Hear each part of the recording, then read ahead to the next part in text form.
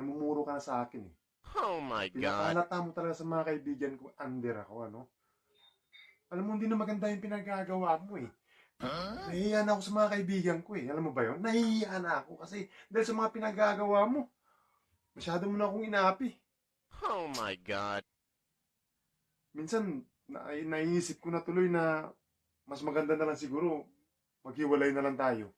Kasi, Oh no. wala eh. Walang patutunguhan itong relasyon natin eh. Kasi, ikaw ba naman yung lalaki? Matutuwa ka ba na ina-under ka ng asawa? Hindi ka nakakatuwa, alam mo, hindi ka nakakatuwa. Oh, sasagot ka pa, ha? Oh no. Lumuro ka na sa akin, ha? Ay, baka masampal na kita.